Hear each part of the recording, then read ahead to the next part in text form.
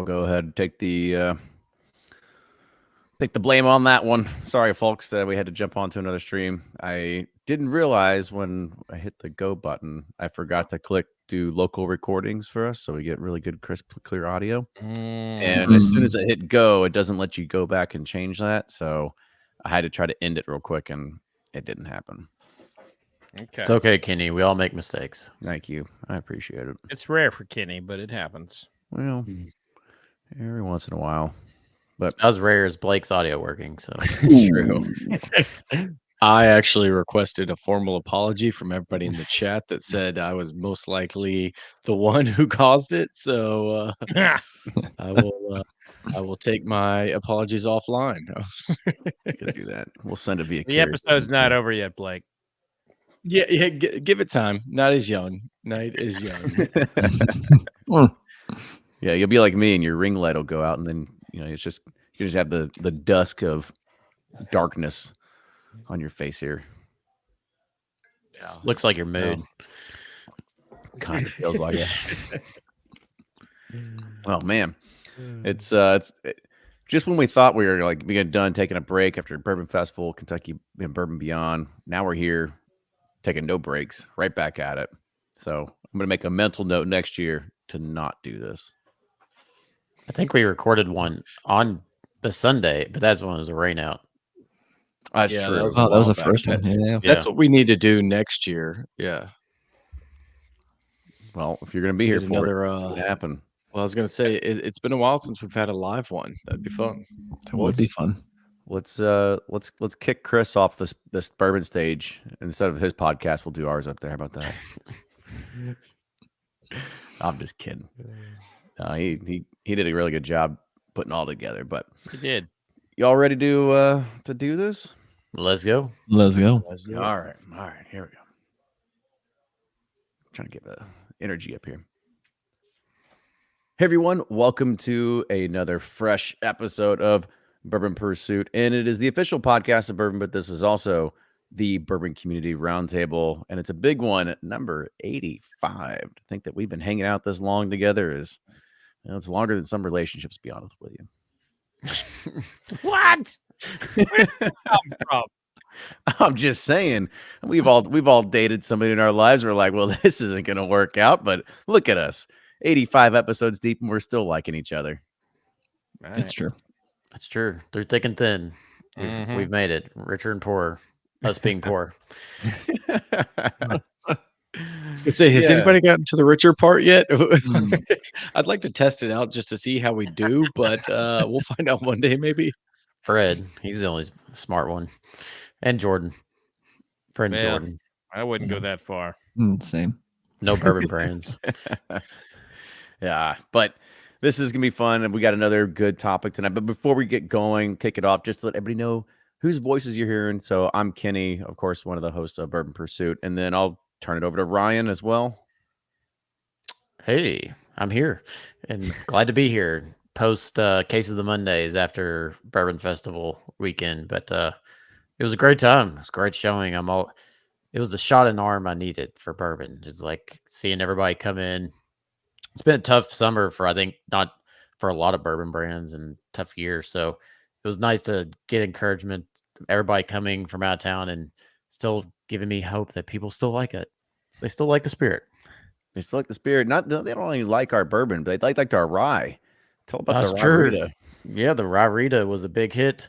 Kenny was like, "No bad, drink that thing." And I wasn't that. I was just saying, like, it might distract from our overall purpose and mission, but boy, was I wrong once again. yeah, our rye outsold the bourbon by like 20-1 because of the Rye-Rita. So it's funny. People are like, "I'm not a rye drinker," and then as soon as they try rye, they seem to like it. So, anyways, it's just funny what people think they like, and then when they try stuff. It was a good event. It was great. Yes. I'm sad I missed Bourbon Beyond, though, Fred. That's Heard it was what I say. awesome. Feedback was great. People were asking for you. I doubt with that. No, it's serious. I don't People know were who the hell I am. People been were one like, "Hey, person. where's Ryan? I want to see Ryan." It's true. Well, That lady needed her grass sprayed, but it Yeah. wasn't bourbon related Probably necessarily. had a mosquito bite or something.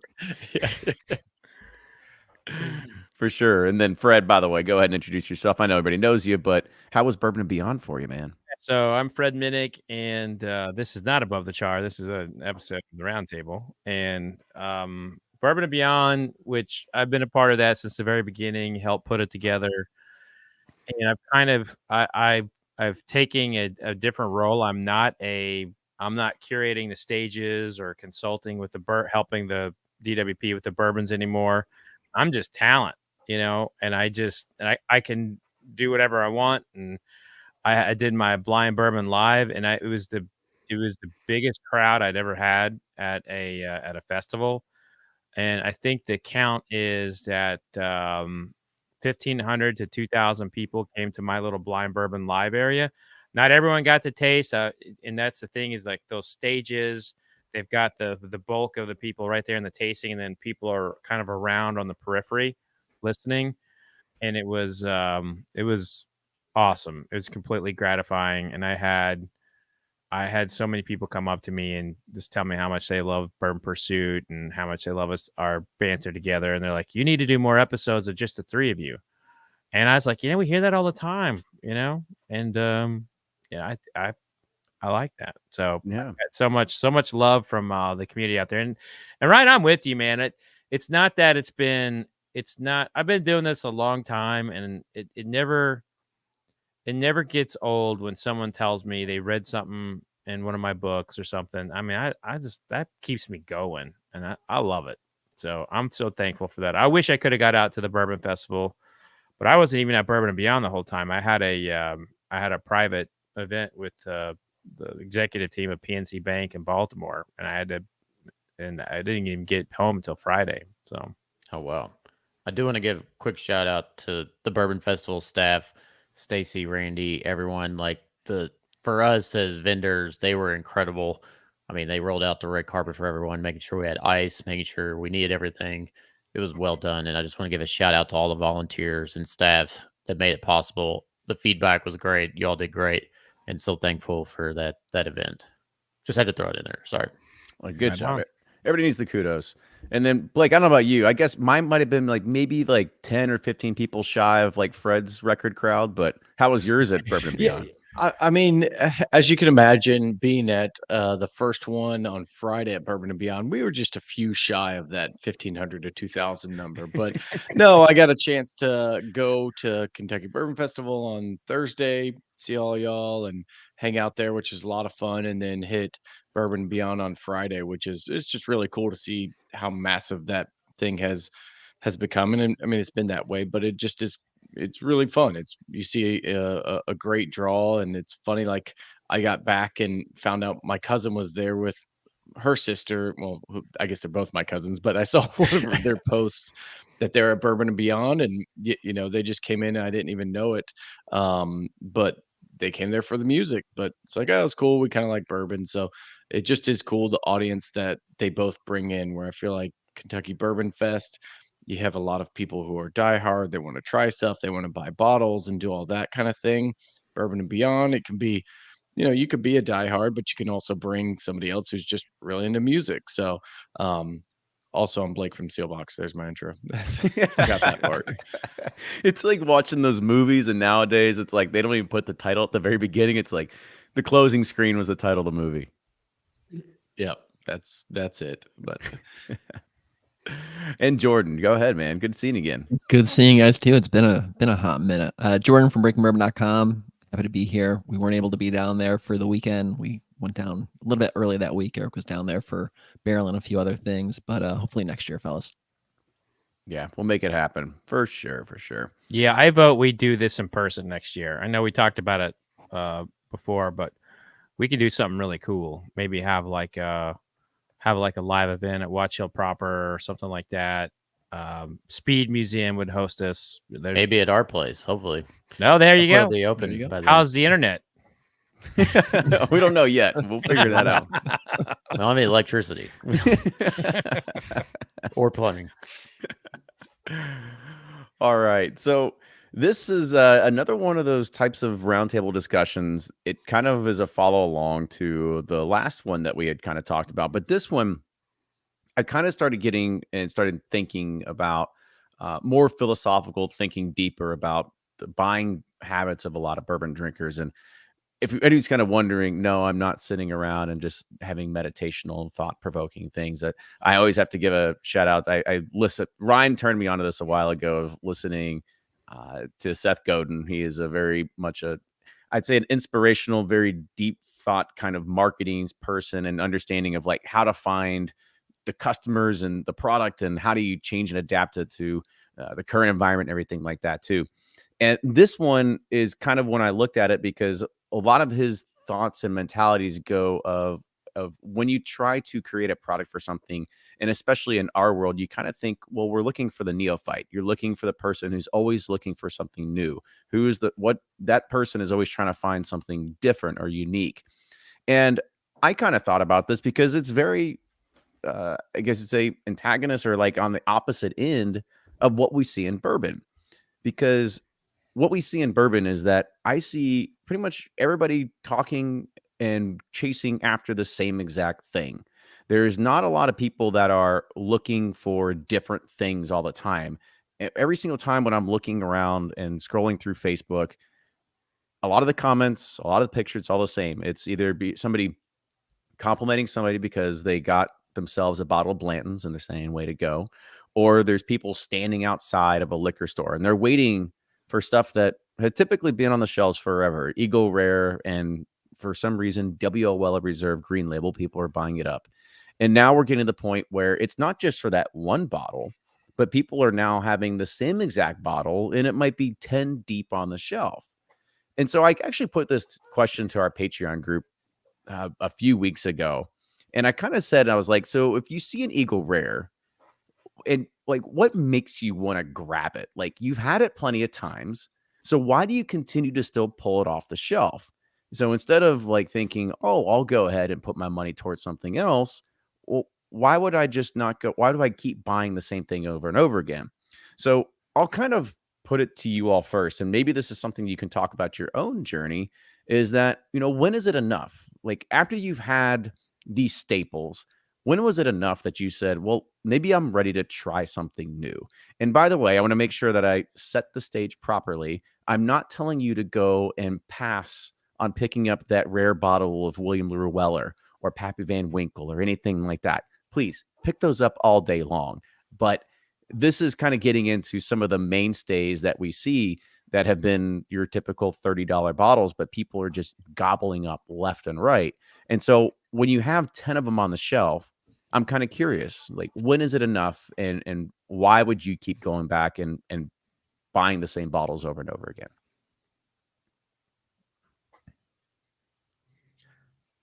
I mean, I'll jump in. I think it's just like we've talked about a lot, but that old fear of missing out. You think, well, I didn't see it 6 months ago; it wasn't there, so maybe I'll get on a real hot streak and drink through 10 bottles of Eagle Rare in a weekend or something. And It's a lot. That's a it's lot to just do in like, a weekend, Blake. I know, it is. So I'll just throw personal experience out here, where obviously I have a retail site that we focus on craft whiskey and blenders and that kind of thing. We don't sell Eagle Rare, but if I see it, I still usually grab a bottle if it's at a good price because I know guaranteed somebody's going to come over and say, "Oh, I've never had that" or something. So I'll either give it to them or let them drink it or whatever it may be.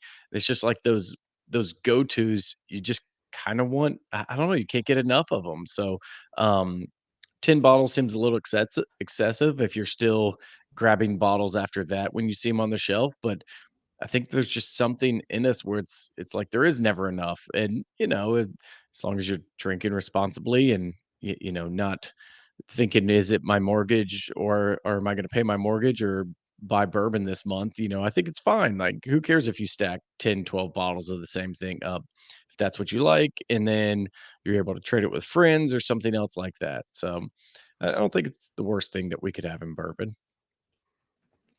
I think it comes down to, similar to what Blake said, as long as it's not a problem, there's a lot of folks out there who don't, for lack of a better words, want to try something new, right? Mainly because it's the sunk cost of trying something new, right? They're afraid they're going to buy a bottle, They may not like it, then they're stuck with it, right? And they only do that so many times before they say, you know what, screw it. I'm just going to stick with what I know. And if I really like this and it's good, I'm just going to stock up on it.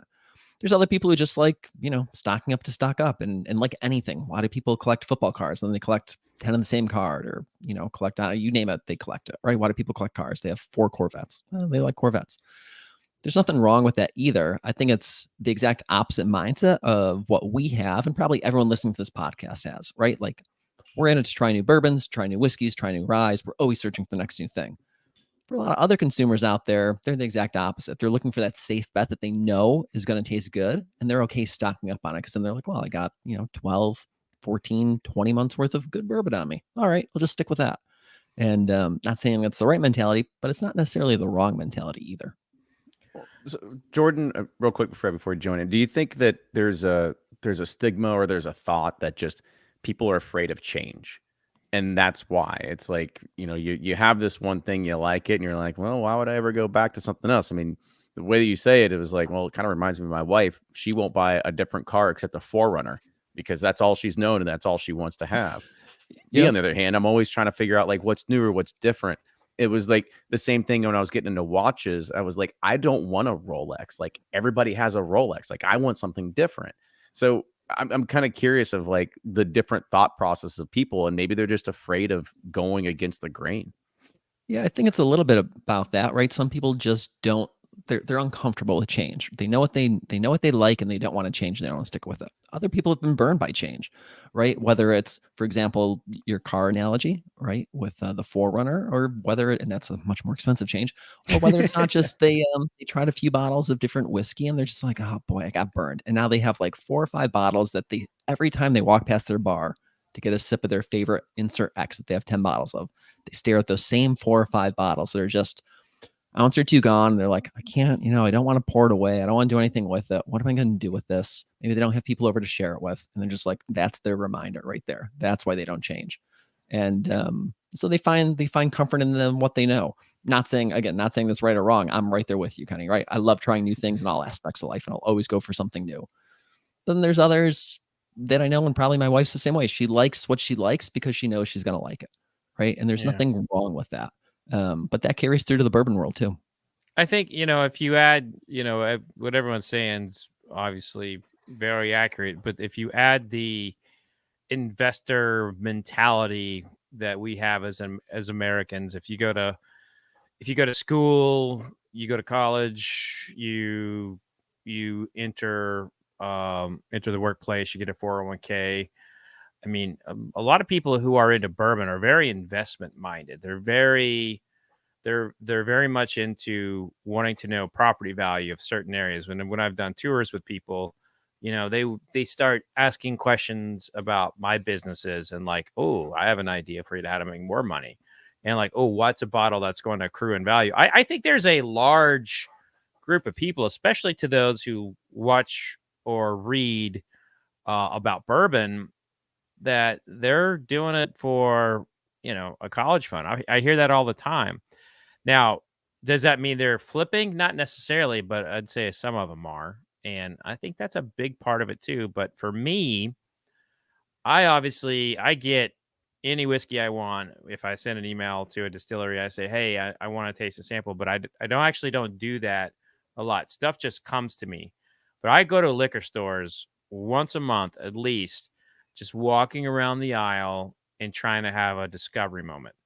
And there's one brand that I found in that discovery moment that I never would have picked up if I wasn't curious about the flavor profile. For me, it's like trying to find a new flavor profile, like buying cereal. I'll add another analogy here. We all have a cereal we like, but I also like tasting the generic cereal, see if it's as good as the main brand. Back to your cheapskate, low price. That's right. That's right. But I found Driftless Glen because I was just walking through Liquor Barn and boom, there it was. I was like, I've heard Kenny talk about this. I need to taste it. I haven't tasted it. They haven't sent me anything. I'm going to buy it. So I bought it, fell in love with them.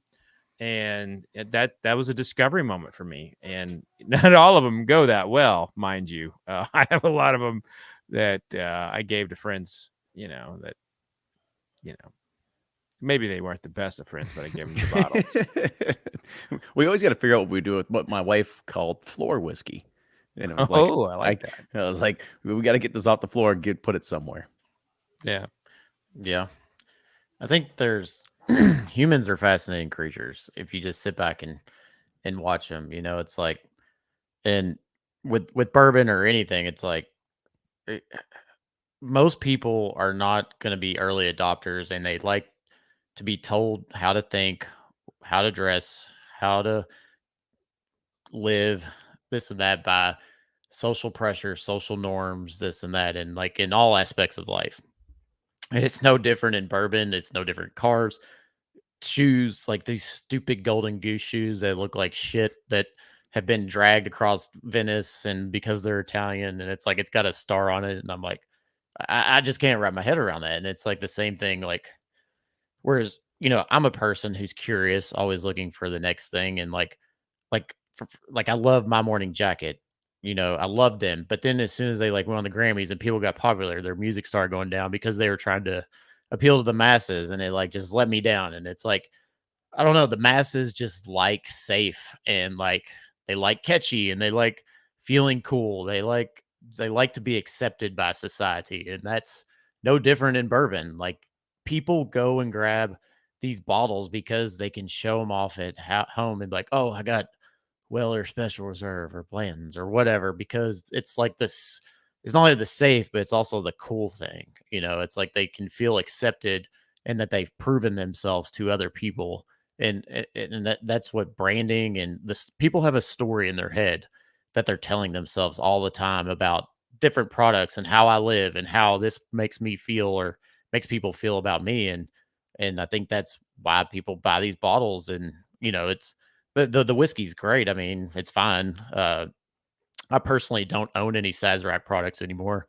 I donated them all to charity and don't intend to buy any for the near future for personal reasons. But it's I think that's just, somebody in the chat said herd mentality. That's what it is. It's like, you see it at the bourbon festival. Somebody go try this like hot thing, and then they hear about it, they go tell other people, and then everybody else is following because they want to see it.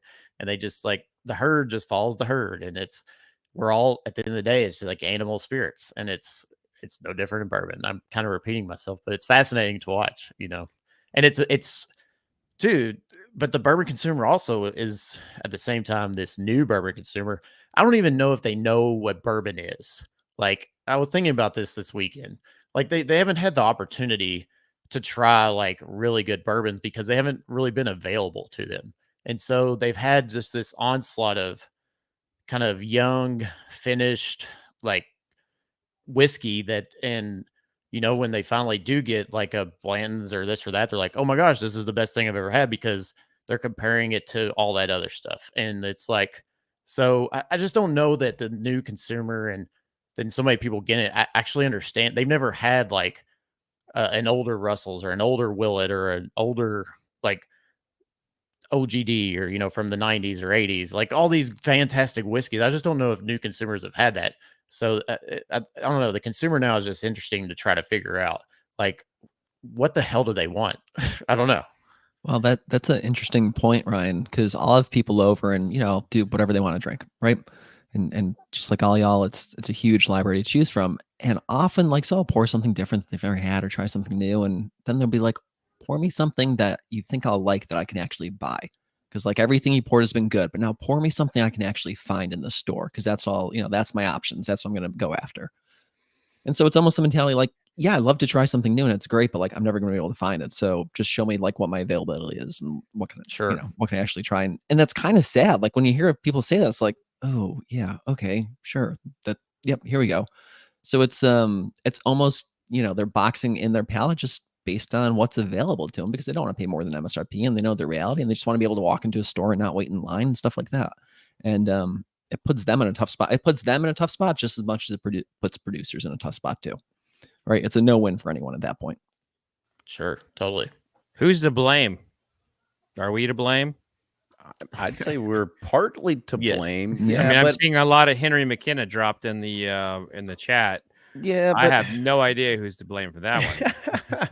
yeah, but I'd say, you're only.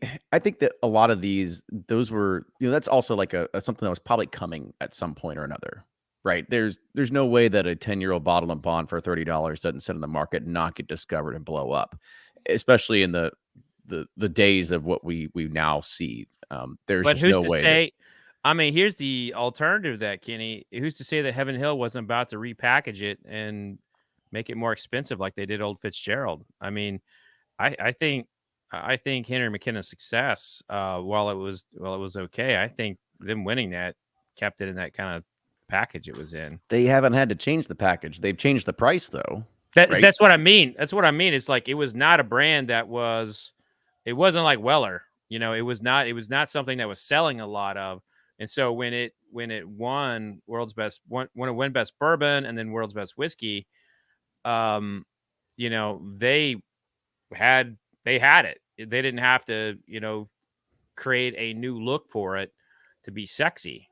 So I don't know if that brand was actually successful in comparison to the rest of the Buffalo Trace stuff. Like that, when it won that, I mean, it leapfrogged a lot of the Buffalo Trace. It's coming back down a little bit, but anyway, Yeah, my point to that is like I don't know if that brand was going to get discovered unless it won something major. But the other side of that is, did you see what it won in the 2023 San Francisco Spirits competition? You know what it got? Silver. Silver, Yeah. right? It didn't even double gold. And Right. so you see that and you kind of think like, oh, wow, like why does it still get this much praise because of something it won a long time ago? But I'm not trying to take it away. And I think we're getting a little bit off the rails here. Because I mean, I don't know if anybody's going out and buying, and this is a little bit different. I mean, at least with Henry McKenna, if you're buying a bunch of them, at least they're all single barrels, right? They are going to be a little bit different versus something. If you get 10 bottles of Eagle Rare, well, they're probably going to be pretty damn close to one another. And so that's when I kind of look at it and it's like, is this, and Ryan brought up a great thing. And I think he said it without actually saying it, is that are people just chasing status? And that's really what it comes down to. Like, is a bottle of Eagle Rare and a bottle of Bland's and a bottle of Weller Special Reserve, like, is that status? And the fact that you can take it off the shelf to make sure that you have it and somebody else doesn't, does that increase your status? I think yes and no. I mean, we could do that with a bunch of different bottles, with our group and is it like having, the Willet purple tops at your house? Is that kind of the status? So I think that bottle changes for everybody.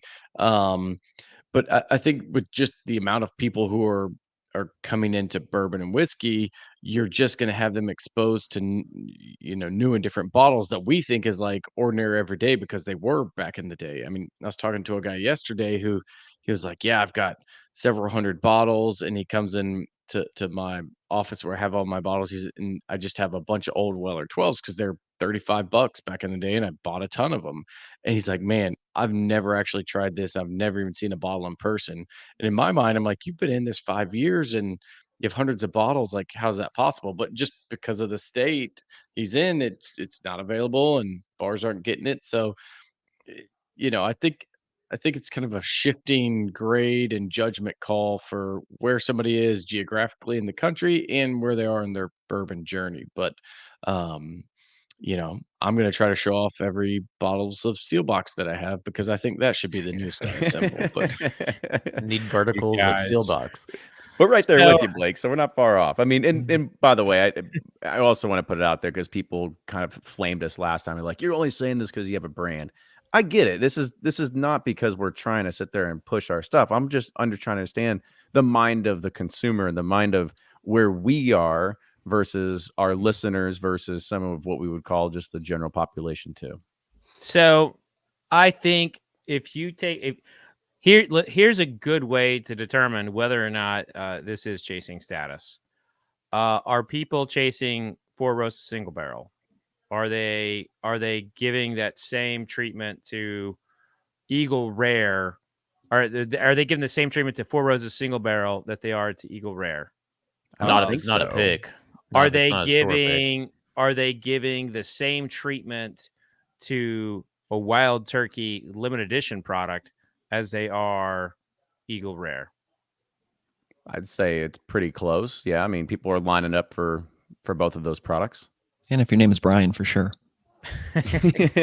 my point to that is that there are some brands that have developed that FOMO. Michter's has created it, but Buffalo Trace wrote the book on it. And But what's wild about Buffalo Trace is that they've created the FOMO with their flagships. Like Michter's doesn't do that with their flagships. They only do it with their 10 years. That's the wild thing.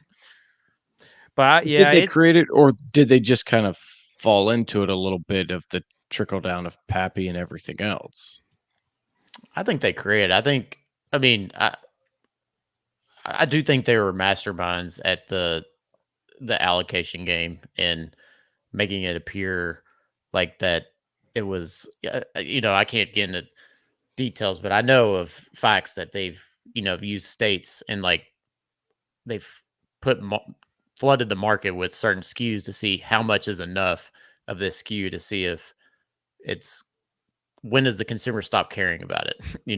They've done that in different states, and like they really understand where there's the line of having too much versus too little. Whereas I think some other brands probably push the line of having too much out there, and it devalues the brand.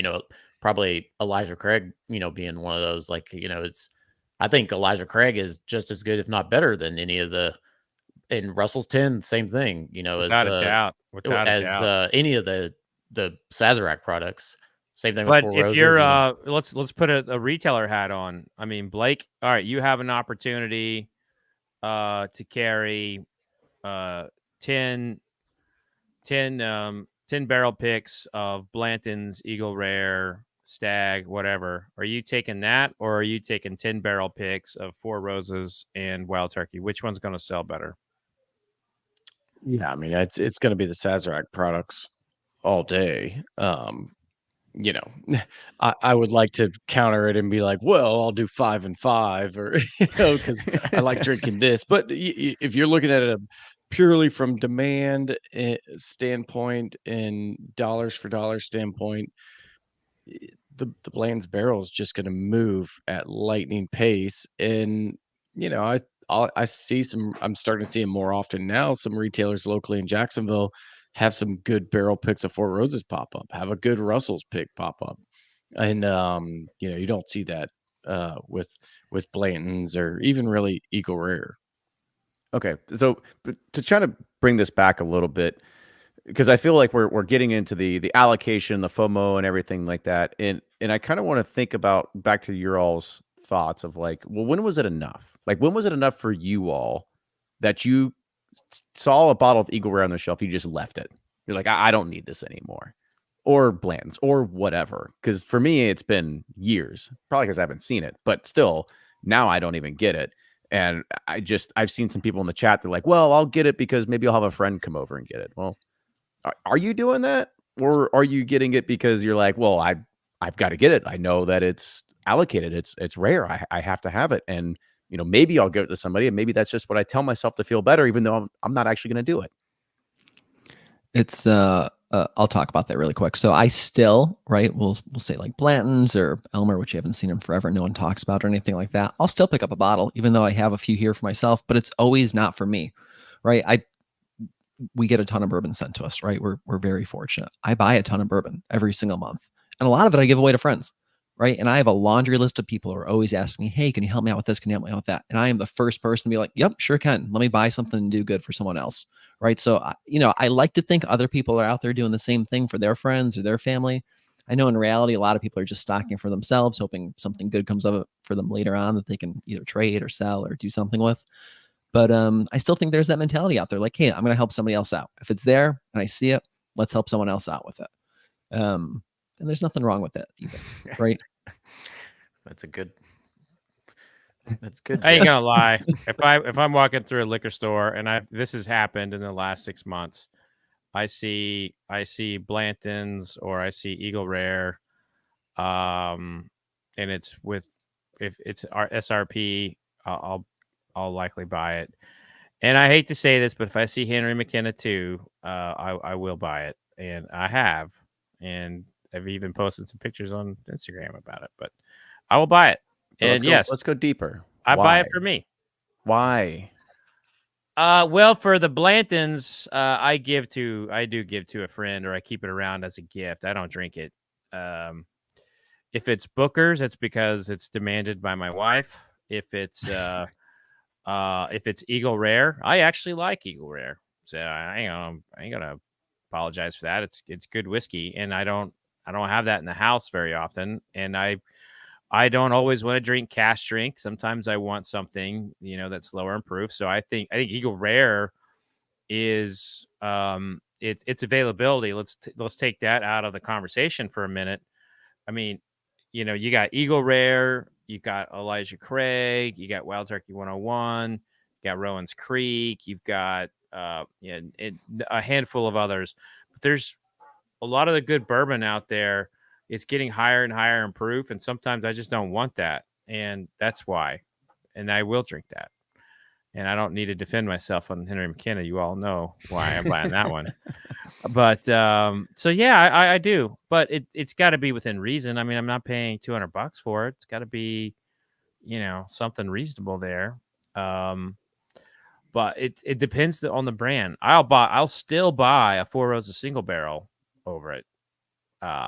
But that's just me. I think, me personally, I think you get to a point that you realize don't get me wrong. It's great whiskey. It's fine. I think for me personally, I just think there's so much better out there, and you can try more different things.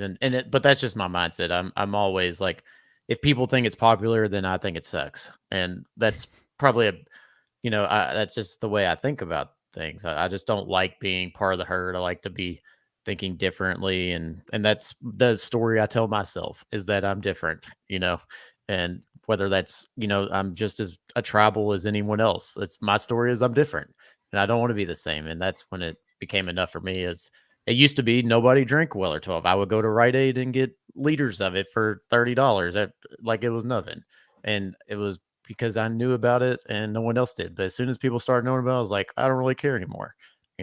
That's just me personally, my journey and my mindset. What about you, Blake? Did you have to open that vault and go the same thing that Jeb had here on the chat that says, when I look at it and I go, I've got so many damn bottles, I don't need anything more of this? Yeah, I mean, I would say that's the case, but I'm kind of like Fred, where I've been in a store in the last few months and still picked up a bottle here and there. So it's hard to say. I will say that once I've seen this happen multiple times, especially on barrel picks, where and even some of my own. It's like if I have 4 or 5 open of different picks of the same brand, it's like, okay, how many do you need?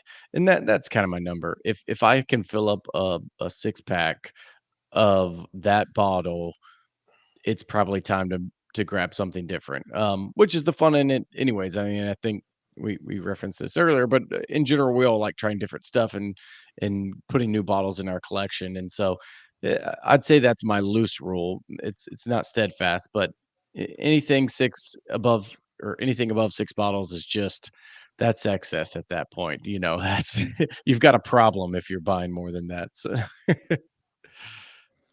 So I guess the moral of the story here is that as much as we all want to try something new, we all have that sort of thing in the back of our mind that goes, well, at least this is safe. Like, I know what I'm getting here. I know I'm not going to get burned, and I don't have to go spend my money on something new or trying new things or anything like that. Is that what we're kind of getting at here?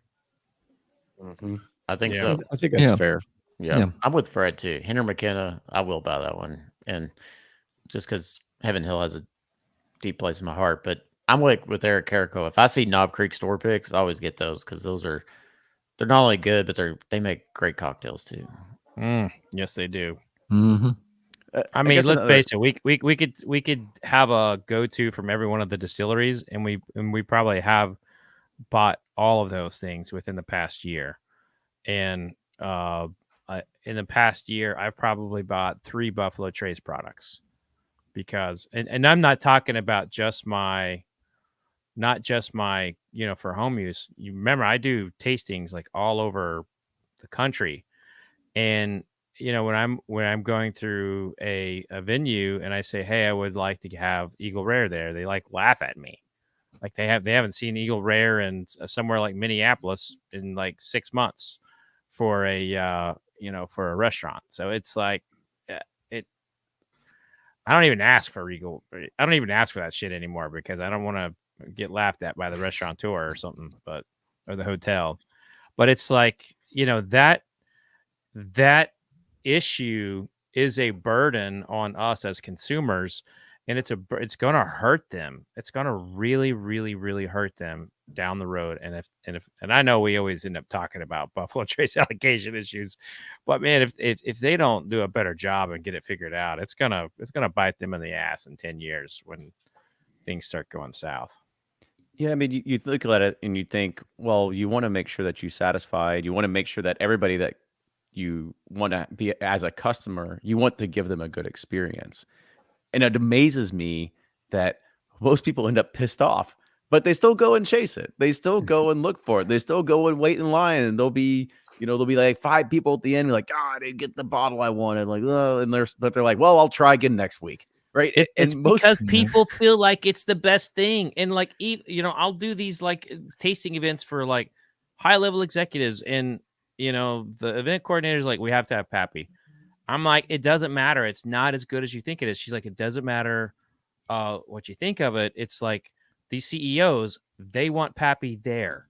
And then they all will taste it. And they'll like, I mean, in my last tasting, they like Smoke Wagon Uncut over Pappy. And it was given the option to buy the two, they'll pick the Pappy. Exactly. Every time. Every time. But I saw it this weekend. Even people trying our rye whiskey. It's like it's like they need permission from someone to tell them rye whiskey's okay, even though they think it. And I'm not just saying us. It's like that with any product. Like they will personally like something better, but won't buy it because they don't think they'll be accepted as a consumer if they buy that, even though they like that. It doesn't, it's a fascinating yeah, thing. it doesn't fit the definition of how they see themselves. There's a deeper psychological thing we have going on here. That's what I'm trying to get at, right? I'm trying to figure out how deep can we go to figure out what's the root of all this. Do we know any psychologists we could bring in for the next round Actually, table? we have one. Yeah, your We wife. have one Fred's lined wife. up for the podcast. We're going to interview him in January, right, Kenny? Yes, yeah, we got There you somebody go. kind of lined up for that. Yeah.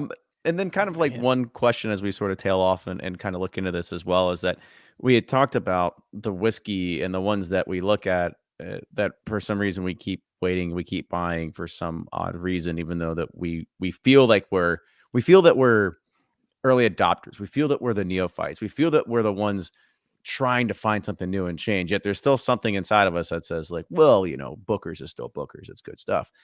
And they're really wrong. There's nothing wrong with it. Booker's is still great. And everything that we talked about, there's still great whiskey. Listen, I'm just kind you of curious. talk shit on Booker's. My I'm wife not might talking shit on She might Booker's. appear out of nowhere and All beat I'm your ass. saying is like I don't need 10 bottles of Booker's. That's all I'm saying, right? That's the point is like at what point do you need enough of it? But this is my follow on to it is that at what point have you all experienced your taste change over the past few years and you go, you know what? I'm not really much a fan of this as I thought I was. And now I've got a couple bottles sitting around. Yeah, definitely barrel proof offerings. I'm not as keen on as I used to be. I mean, I'll like them, but they're just whereas they used to be just like all about it. It's like the higher the proof, the better, and then now it's just like I want something balanced, something that has good flavors but doesn't blow my socks off. Maybe I'm just getting older and whatnot, but because I used to just love barrel proof everything. But well, that's because that's where the best whiskey used to go. But as the trend for barrel proof grew, people started dumping in shitty whiskey. And so I don't think it's that you don't like barrel proof. I just think you're having to taste a lot of shitty products. That was getting watered down to be 90 proof or 80, and so, and those unwanted flavors are not as common and when you water it down. But what was the question, Kenny? how's your palate changed, I guess, over years, or if you flavors change for you that you prefer versus used to? Yeah, I would say for me, I have found myself, and I taste spirits in all spirits. I mean, I know I'm known for bourbon, but I spend a shit ton of time in rum. I love tequila. I'm everywhere but vodka. And I found like I don't like gin like I used to. So that's been something that has kind of caught me off guard in the past year, because I used to really love gin, and I find myself looking more for spicier notes versus like and I think it's because with spice forward, bourbons, there's still sweetness there, but I have found like those caramel bombs, which I love, they don't do as well in blind tastings if they don't have a little bit of spice backbone to them. If there's not another element, if it's just caramel forward. So I think I'm always on that hunt for a very complex bourbon as it is, and if you got sweet and spice, that's the money for me. I agree, Fred. I think for me, it almost ties back to the beginning of this conversation, right? Because we get to taste so many different bourbons, and I really, really enjoy just a good, well-rounded classic bourbon or a classic rye, right? Back to the basics. But because we try so much bourbon, my palate is just seeking. It's like addicted to the next new thing. Like what's different out there? Like what's out there that I haven't tried before that's going to bring a new flavor profile, whether it's a different barrel finish, different type of wood used, did they age it someplace else, different grain, different anything. It's like addicted to the rush of finding a new flavor profile that you're like, oh yeah, this is cool. And then it just, all right, 2 weeks later, what's next? What else is out there, right? And that's, again, I really appreciate a well-crafted, just classic bourbon, right? Or classic rye. But that's interesting, because when I first started off, I didn't want anything that deviated outside the norm. I wanted just your classic flavor profile. That's all I wanted, right? Anything else was, this just doesn't taste like a bourbon. It doesn't taste like a rye. And, now it's because we've been exposed to so many different whiskeys out there, and there's so much good stuff on the market, which is really, for all you listening, no problem stock up on your favorite bottle, but make sure you're varying, what your palate gets to taste, because there's some really great stuff out there. But it is addicting, I'll tell you that much. Mm-hmm. Mm-hmm. The So pursuit. your credit card will thank you later. Something like that. You'll get the points. For mine, I hate to just piggyback off of Ryan's, but there's something about the higher proof that I think just the more going through barrel tastings and barrel samplings, and been drinking a lot more tequila and wine recently, where you pull out a lot of flavor at lower proof. And I really do think there's, like Fred said, there's something about something becomes popular and now everybody's like, oh, we have to do it. And it's like, well, not all whiskey or not all bourbon is made to be drunk at barrel strength, just because it doesn't all drink fantastic at 130. But as a classic Booker's lover and Elijah Craig barrel strength lover, and especially George T. Stagg, that's always been my go-to. It's like, I don't need some random, source from Indiana that's 5 years old at barrel strength always. Like it at times, but they're not all made the same, which is very interesting to see. And I feel like I've had that a lot recently, where it's like, man, I'd hate to proof this down, but it almost needs it. And then as soon as that happens, I know the comments are going to be like, it's fine, but at 120, I wish they left it at cast strength. It's we're inclined to think more expensive means better, higher proof means better, higher age statement means better, and that's not the case. Yeah, it's just like those Old Forester, like barrel proofs. Old Forester is perfectly proofed at 100. I mean, every barrel pick we've done at 100 is far superior in flavor than any barrel proof one we've done, I think. And the ones we've tried too. Yeah. And I'll kind of wrap it up. And I know I've talked about on the show before, is that my taste definitely changed over the years. I've got, I think, back to the hoarding mentality, I probably got 5 or 6 bottles of raised wheat 1 liter W12s, and I can't drink them anymore. I don't really think they're that good. I don't know why, but I've got one on the bar, and it's probably been sitting still this full since 2015. I'm just not a fan of it anymore. And I don't know why. I don't know if the whiskey's changed or if I've changed or anything like that. But that was actually something that shout out to Justin who put it in the chat, and he was like, is it your taste that changed, or do you think the product's changed over the years? And there's definitely something to that because of the way that whiskey stocks have gotten a little bit lower in age. That can go back to Fred screaming at the top of his lungs when they took Elijah Craig 12-year off the front of the label. But, this is just something that we have seen, just the whiskey atmosphere and culture has definitely shifted over time. But I think everybody's tastes do change. And I think the only thing we can say is that to keep your mind open. And when you're sitting there, Ryan and Blake, you're sitting there talking about lower proof. I see people in the chat talking about the latest Pursuit Series pick that you did, which was a barrel proof at 89 proof, right? And people are eating it up right there too. Yeah, Fred, have you ever seen that before? Nobody's ever. We had a barrel of rye, entry proof, 120, that dropped to 89 proof. Yeah, Wild Turkey has that. They have a lot of those. If like dirt floors, the proof will go down. So they had a product. They had a Master's Keep product a few years ago. It was called. It was a cask strength, and I think it was at 86.8, something like that. So yeah, it's wild. Yeah, well, that was like the first 17-year one. That may have been the first Master's Keep in general, I think. Might have been. That was a good one. I love it. Was good, yeah. Yeah, that was tasty. All right, fellas. Well, that's going to wrap it up for this one. Again, thank you so much for going deep with me. And I'm going to kind of go back to the drawing board and kind of think, what other kind of deep thoughts can we get for the next roundtable? We'll maybe do like 3 or 4 of them, then we'll switch back into doing our kind of rapid fire 3 topics. We need to do is the everyday pour going. I actually have that one queued up. Maybe for the next time. It says, why do we even have a daily drinker anymore? For the daily drinker. Yeah. So we'll go ahead and queue that up for next time. But let's go ahead and wrap this one up. So Jordan, I'll let you kind of go first. Yeah, as always, great being here, fellas. Jordan from breakingbourbon.com. Always enjoy these conversations. Thanks for everyone joining on the chat too. Some really good conversations. Yeah. And our good friend, Blake, Sealbox, Bourboner. I don't know why you keep putting Bourboner on there. Brother, my brother. Okay, by the way, Blake, real quick. I was actually talking to one of my old college friends on the phone about 30 minutes before we came on here. And he was like, where can I get your bottles? And I was like, it's on this site called Sealbox. They can ship to Florida or whatever. And he was like, are you on the About Us page? And I was like, no, that's the guy that actually owns the thing. So but you're on mute, buddy. I definitely had that at KBF as well. Somebody walked up and they're like, they said something about, love your whiskey. I'm like, oh, thanks. I really appreciate that. We try to make things kind of funky. He's like, well, yeah, I mean, how you're blending it from 3 states. And I'm like, yeah, that's the guy over there. Like,